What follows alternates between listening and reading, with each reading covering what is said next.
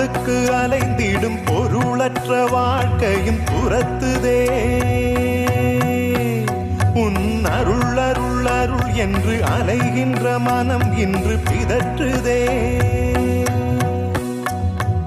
அருள் விழியால் நோக்குவாய், மலர்பதத்தால் தாங்குவாய். உன் திருக்கரம் என்னை அரவணைத்துனதருள் பெற பிச்சை பாத்திரம் ஏந்தி வந்தேன்.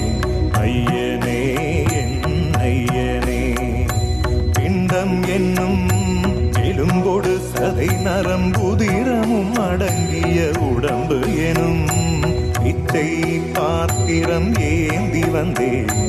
ஐயனே என்